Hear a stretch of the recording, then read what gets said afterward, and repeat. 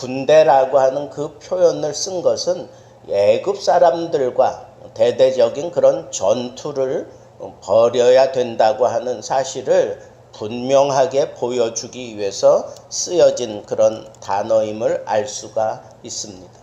군대로 이렇게 소집이 되면 그 사람들은 어떻게 살아야 됩니까? 내가 군사이기 때문에 자기 사생활이 없어요.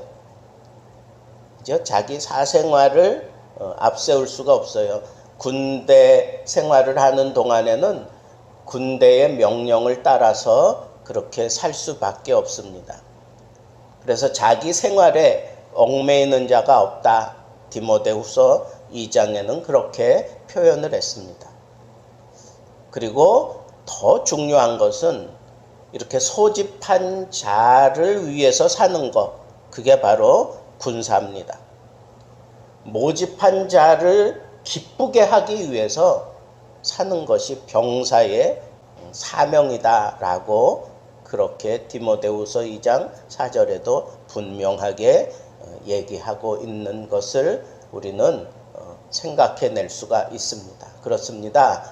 하나님께서 이스라엘 백성들을 불러내시고 그리고 전투를 해서 하나님을 기쁘게 하는 그런 삶을 살아야 되는 그런 족속임을 분명히 가름하고 있는 것이 바로 이 군대라고 하는 단어 속에 들어가 있는 것입니다. 여기 여호와의 군대로 소집되는 사람들은 조건이 없어요. 하나님의 무조건적인 선택에 의해서 그 사람들은 다 부름을 받는 거예요. 하나님이 부르기만 하면 무조건 다 가야 되는 거예요. 그 사람들이 형편이 어떻든지 나이가 어떻든지 성별이 어떻든지 상관이 없습니다. 무조건 하나님이 부르시면 소집되는 게 그게 여호와의 군대입니다. 어떤 조건을 따라서 소집한 게 아니기 때문에 그냥 하나님의 은혜로 소집됐기 때문에 모든 사람들이 다 동일하게 그 은혜에 감사함으로 오직 나를 불러주신 은혜로 나를 불러주신 그 하나님께 감사하며 그 하나님을 기쁘시게 하기 위해서 살아가야 되는 그런 군대이기 때문에 세상의 군대와는 엄격한 차이가 있다라고 하는 사실을 우리가 생각해 볼 수가 있습니다. 그런데 중요한 것은 하나님이 은혜로 부른 사람들의 면면을 살펴보면 정말 싸울 수 있는 그런 자격을 가진 사람들, 그런 사람들을 선발 기준으로 삼아서 그렇게 부른 게 아니라는 거예요. 과연 이 사람들을 데리고 전쟁을 할 수 있을까? 세계를 지배하고 있었던 그 이집트 군대와 싸울 만한 그런 사람들이 소집을 받아서 군대가 된 건가? 라고 생각할 때 이건 말도 안 되는 일이잖아요.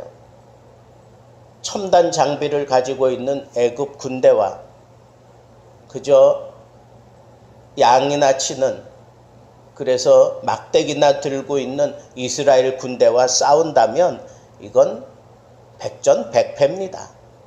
그런데 하나님은 그런 사람들을 불러 모아놓고 군대다라고 그렇게 표현을 하고 있습니다. 그러면서 싸워야 되는 그런 책임도 거기다가 던져놓고 있습니다. 그런데 이스라엘 백성들이 정말 군대로서 애굽과 전쟁을 벌이고 나가겠다고 그렇게 다짐을 하고 있습니다. 어떻게 그런 마음을 가질 수 있었을까요? 하나님이 하신다. 하나님이 애굽을 들어치실 거다라고 하는 얘기를 들었기 때문에 오로지 그거 하나 믿고 군대로서의 출사표를 기꺼이 던진 겁니다. 모세, 아론, 그 사람들은 여호와의 이적을 가장 가까이에서 본 사람들이에요. 그리고 각 지파의 그런 장로들, 그런 사람들은 어떤 특별한 그런 사명감, 의무감을 가지고 달려들 수 있어요. 그러나 일반 백성들은 그게 아득한 얘기입니다.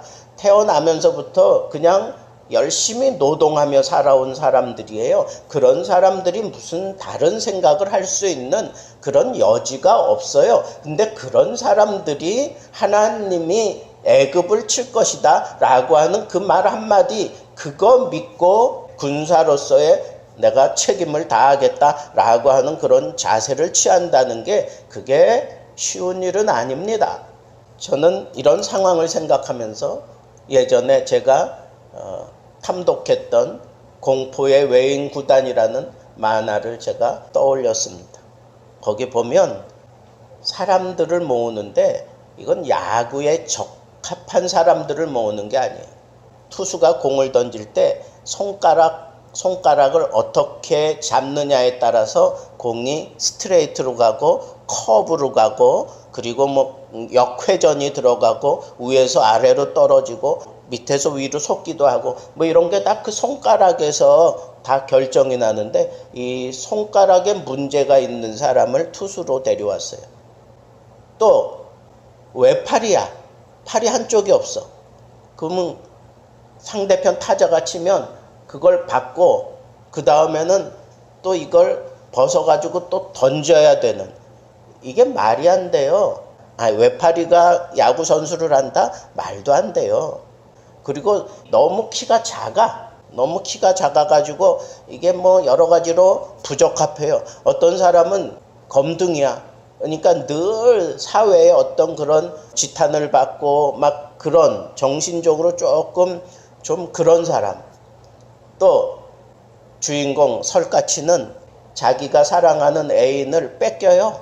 다른 선수한테, 그 당시 잘 나가는 선수한테. 그래서 거기에 대한 그런 그 울분, 거기에 대한 어떤 그런 마음을 가지고 야구를 하니까 완전히 도끼를 품은 거죠.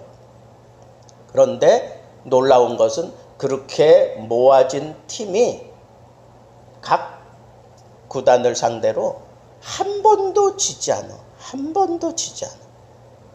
물론 만화니까 그래요. 그런데 그 지지 않을 수 있었던 이유가 뭐냐? 섬에 데리고 가서 나올 수도 없는 그런 섬에서 완전히 지옥 훈련을 시켜요.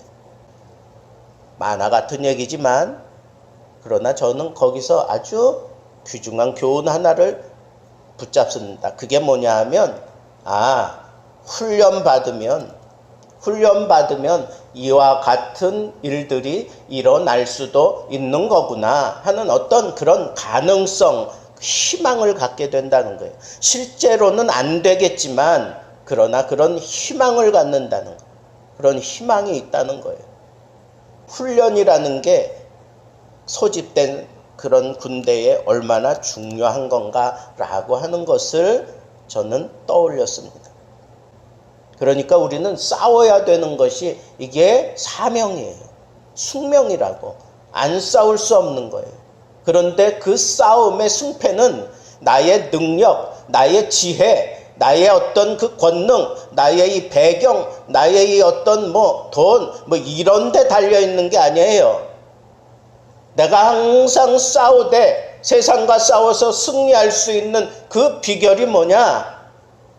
하나님이 나 대신 싸우면 되는 거예요.